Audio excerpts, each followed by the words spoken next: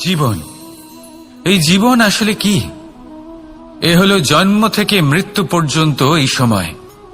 কিছু মানুষ এটা বলে থাকেন যে এই যে নিঃশ্বাস নিচ্ছি, এই হলো জীবন। আর প্রত্যেক ব্যক্তি, প্রত্যেক প্রাণী, তাদের নিঃশ্বাস নির্ধারিত থাকে, নির্দিষ্ট হয়ে থাকে। তাকে সেই নির্ধারিত নিঃশ্বাস নিতেই হয়, তারপর তিনি মৃত্যু লাভ করেন। কিন্তু এটা কি সত্যি? সত্যি কি মনুষ্য জীবন এই নিঃশ্বাসের উপর নির্ধারিত থাকে? এই নিঃশ্বাসের গণনাই কি মনুষ্য জীবনের অস্তিত্ব? কখনোই নয়। মনুষ্য জীবন শুধু কিছু নিঃশ্বাস নয় যা একদিন থেমে যাবে। মনুষ্য জীবন। নমস্কার শ্রোতা বন্ধুরা, মুন ব্লগে আপনাদের সকলকে অভিনন্দন জানাই। আজকের ভিডিওটি অবশ্যই মনোযোগ সহকারে দেখবেন। যদি ভালো লাগে একটি লাইক, শেয়ার আর কমেন্ট করবেন। কমেন্টে লিখবেন জয় শ্রীকৃষ্ণ। চলুন মূল প্রসঙ্গে যাওয়া যাক।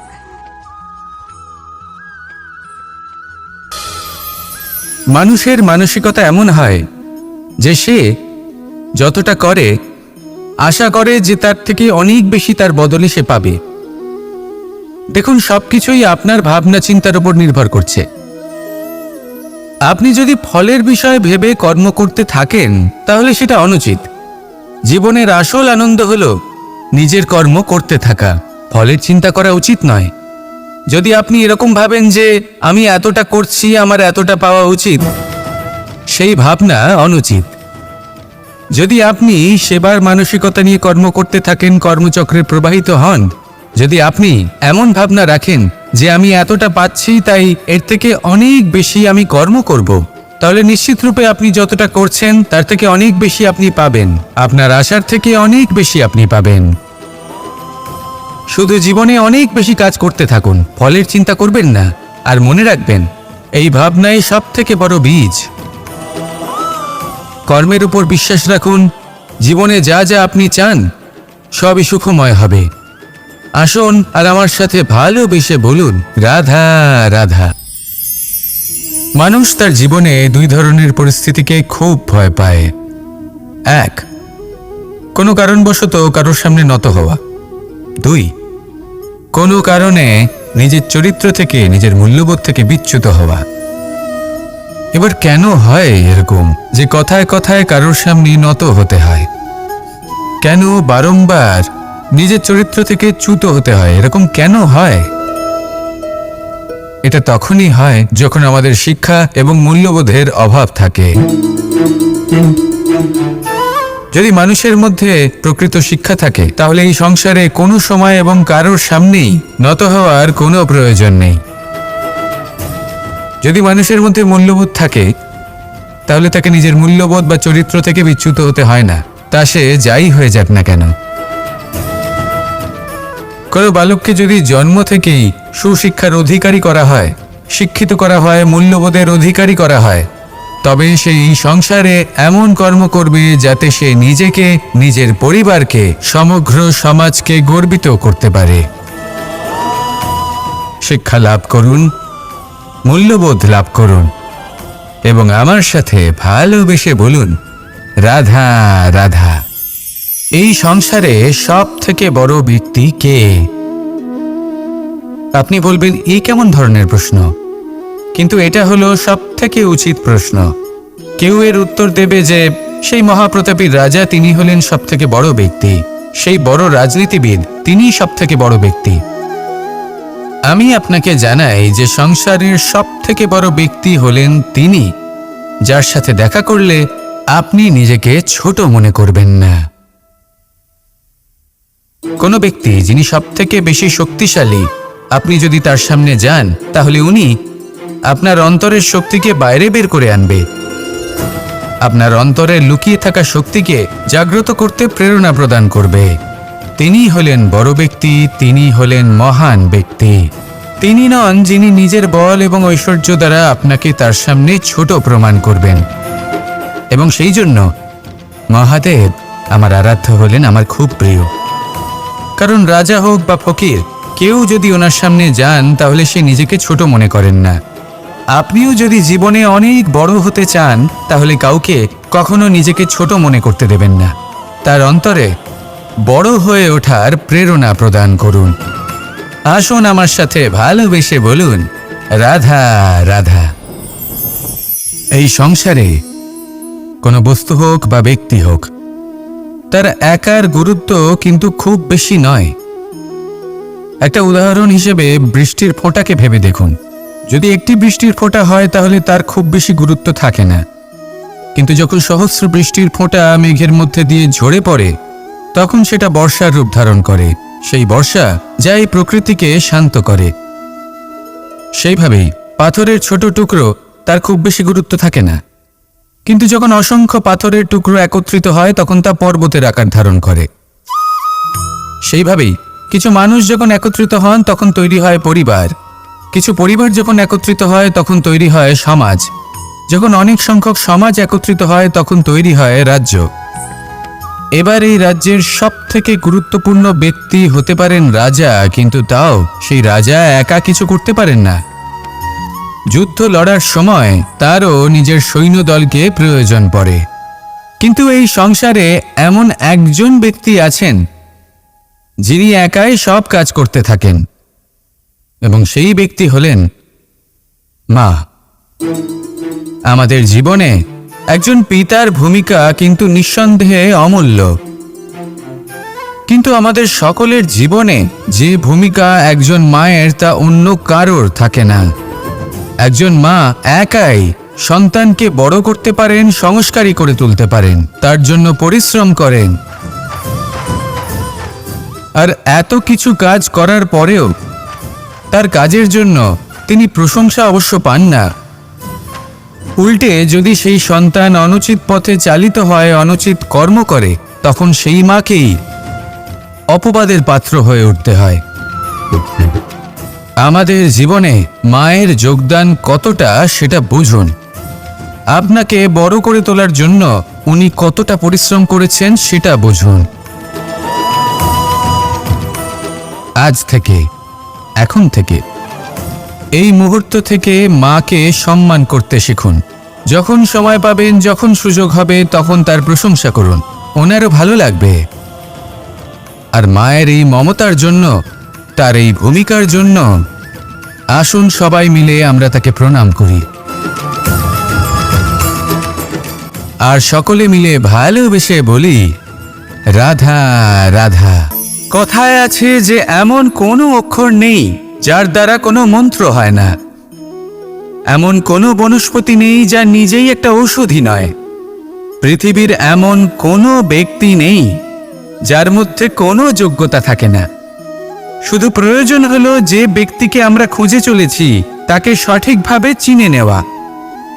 যদি তার যোগ্যতা, তার বিশেষত্ব আমরা বুঝতেই না পারি, তাহলে আর লাভ কি রইল? এই সংসারে এমন অনেক ব্যক্তি রয়েছেন যারা ছোট ছোট অসফলতার কারণে আপনাকে এটা বলে দেবে যে আপনি কোনো কাজের নন, আপনি হলেন মূর্খ, আপনি কিছুই করতে পারবেন না।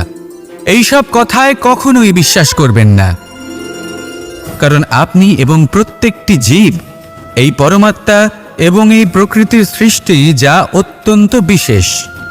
যদি আপনাকে উদাহরণ দিই তাহলে একদিকে আছে তরোয়াল, একটা বড় লম্বা তরোয়াল, যার দ্বারা যুদ্ধ করা যায়, জয়লাভ করা যায়। আর অন্যদিকে রয়েছে একটা ছোট্ট সূচ, কিন্তু যে কাজ একটা ছোট্ট সূচ করতে পারে তা একটা তরোয়াল দ্বারা সম্ভব নয়।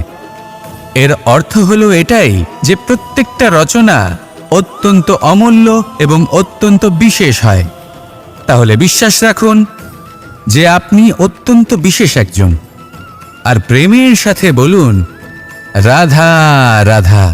পঞ্চতত্ত্বের মধ্যে দ্বিতীয় তত্ত্ব হল ধরণী, ভূমি, যাকে আমরা ধরণী মাতা বলি। এই ধরণী ধৈর্য ধারণ করে, আর এর ওপরেই আমাদের সমগ্র সংসার নির্ভরশীল। কারণ এই ভূমি সহ্য ক্ষমতা রাখে, এর সহ্য ক্ষমতা হলো অপরিসীম। সন্তান যতই আঘাত প্রদান করুক না কেন, প্রেমপূর্বক সহ্য করে, আর তার বদলে অমূল্য রত্ন প্রদান করে। সন্তান যদি হাল চালায় তাহলে তার বদলে তাকে অন্ন প্রদান করে।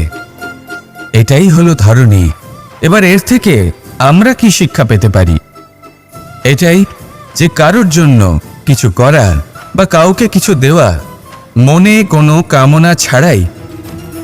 আর এই কথাটা বুঝে যান, যদি কারোর জন্য কামনা না রেখে বা কোনো পাওয়ার আশা না রেখে কারোর জন্য কিছু করেন বা কারোকে কিছু দেন, যদি এটা আপনি শিখতে পারেন তবে আপনি ভালোবাসতে শিখে গেছেন।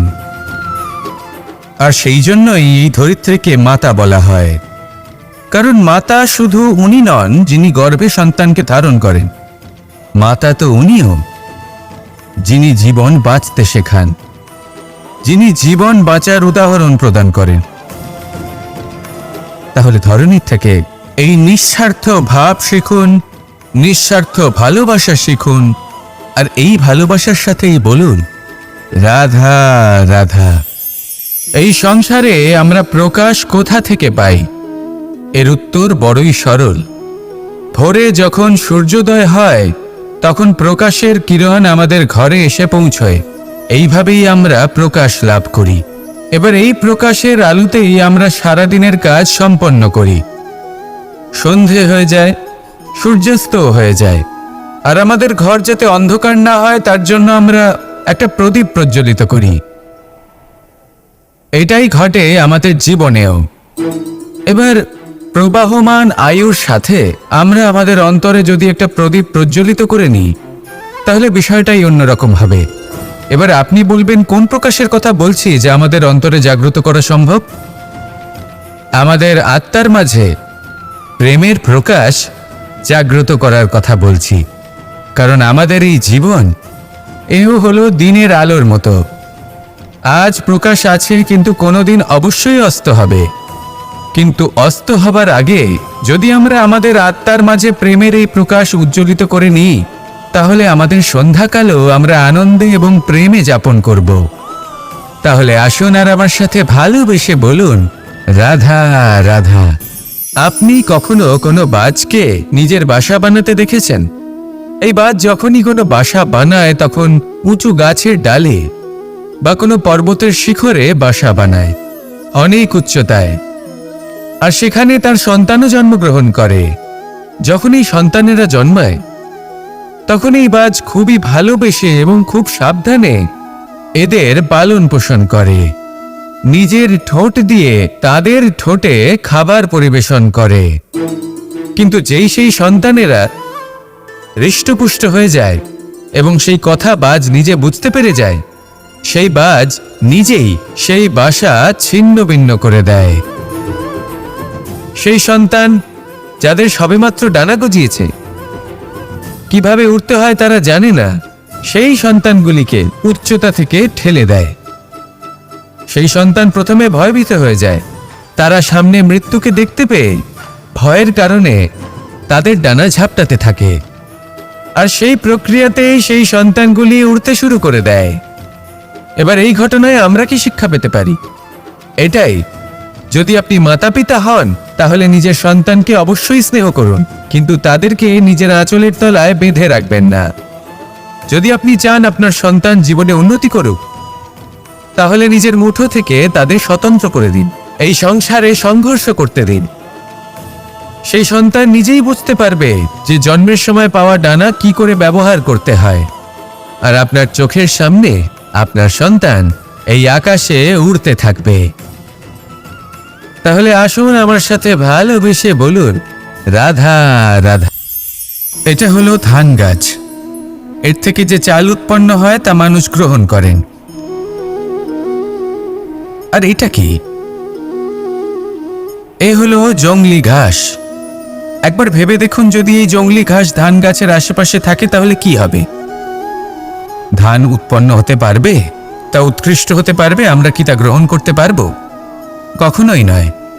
এই জংলি ঘাস ধানকে নষ্ট করে দেবে, কিন্তু নিজে জীবিত থাকবে। এটাই হলো আজকের শিক্ষা। এই সংসারে যদি আপনি নীতির পথে চলতে চান, উচিত কর্ম করতে চান, সংসারকে সেবা করতে চান, তাহলে জংলি ঘাসের মতো ব্যক্তিদের থেকে সবসময় দূরে থাকতে হবে। সেই ব্যক্তি যারা দুর্নীতি এবং মিথ্যা দ্বারা পরিপূর্ণ, যাদের ব্যবহার অশুভ, যাদের অনেক অশুভ গুণ রয়েছে, তারা সঠিক নয়। সেই সকল ব্যক্তি যাদের চরিত্র অত্যন্ত দুষ্ট হয়, তারা হয় শুভ চরিত্রের ব্যক্তিকে একদম নষ্ট করে দেয়, নয় নিজের মতো বানিয়ে তোলে। তাই যদি আপনি নীতির পথে চলতে চান, এই সংসারের জন্য শুভ কর্ম করতে চান, তাহলে সেই সঙ্গ লাভ করুন যে সঙ্গ জ্ঞানে পরিপূর্ণ, যাদের মধ্যে অনেক গুণ আছে, যাদের থেকে প্রতিদিন কিছু শিখতে পারবেন। এমন ব্যক্তির সাথে জীবন অতিবাহিত করুন, দুরাচারীদের থেকে দূরে থাকুন। তবেই এই মন প্রসন্ন হয়ে বলবে, রাধা রাধা। আপনি কখনো পর্বতের শিখরে উঠেছেন? আপনি দেখতে পাবেন পর্বতের পদতলে প্রচুর সুন্দর ফুল রয়েছে, সবুজ বনানী রয়েছে। যত আপনি ওপরে উঠতে থাকবেন, তত ফুল কমতে থাকবে, সবুজ বনানী কমতে থাকবে। আরো কিছুটা উপরে উঠলে কাঁটা জাতীয় গাছ দেখতে পাবেন, শুকনো গাছ দেখতে পাবেন। আরো যদি ওপরে ওঠেন তাহলে পাষাণ দেখতে পাবেন। আরো উপরে উঠলে হিমখণ্ড দেখতে পাবেন। এই যে পর্বত, তা মনুষ্য জীবনের সব থেকে উত্তম উদাহরণ। মানুষ যখন সাফল্যের শিখরে পৌঁছতে চান, মহানুভবতার শিখরে পৌঁছতে চান, পথে যত আস্তে আস্তে উপরে উঠতে থাকেন, ততই ভৌতিক বস্তু তার থেকে বিচ্ছিন্ন হতে থাকে। যদি তিনি সেই ভৌতিক বস্তুগুলি ত্যাগ না করতে পারেন, তাহলে কখনোই সেই স্থানে পৌঁছতে পারবেন না। আর মানুষ যদি উচিত ত্যাগ করতে পারেন, পথে অগ্রসর হতে থাকেন, এগোতে থাকেন, তাহলে একদিন না একদিন তিনি মহানুভবতার, জ্ঞানের, সাফল্যের হিমের স্বাদ অবশ্যই লাভ করবেন। মনে রাখবেন, মানব জীবনের ত্যাগ হলো অত্যন্ত গুরুত্বপূর্ণ অংশ। আসুন আমার সাথে ভালোবেসে বলুন, রাধা রাধা। সূচের শেষে একটি ছিদ্র থাকে, যার দ্বারা আমরা এই সুতো পরাতে পারি। আর তারপর সূচের সাহায্যে এই সুতো দিয়ে বস্ত্র সেলাই করা যায়। কিন্তু যদি সুতোটা সোজা করে ধরা না হয়, তাহলে সূচে কখনো এই সুতো পরানোই সম্ভব নয়। যদি এতে কোনো গিঁট পড়ে, তখন তা কখনোই এই ছিদ্র দ্বারা প্রবেশ করা সম্ভব নয়। ঠিক এইভাবেই যদি আপনি কারোর জীবনে প্রবেশ করতে চান, কারোর অন্তরে প্রবেশ করতে চান, তাহলে আপনাকেও সহজ থাকতে হবে। এতে কোনো গিঁট থাকলে চলবে না, অর্থাৎ মনে যাতে কোনো মালিন্য না থাকে, যেন কোনো কুচিন্তা না থাকে। যদি এসব থাকে, তাহলে আপনি কখনো কারোর জীবনে প্রবেশ করতে পারবেন না। আর যদি কোনোভাবে আপনি প্রবেশ করেও যান, তাহলে তার মনে ঘর করতে পারবেন না। নিজেকে এই সুতোর মতন করে তুলুন, সহজ। মনে যেন কোনো কুচিন্তা না থাকে, সবার প্রতি যেন সদ্ভাবনা থাকে, শুভ চিন্তা থাকে। এমনটা করতে থাকুন। এমন একটা দিন আসবে যেদিন এই সমস্ত সংসারের ব্যক্তির মনে আপনি বাস করবেন। আর তখন এই মন প্রসন্ন হয়ে বলবে, রাধা রাধা।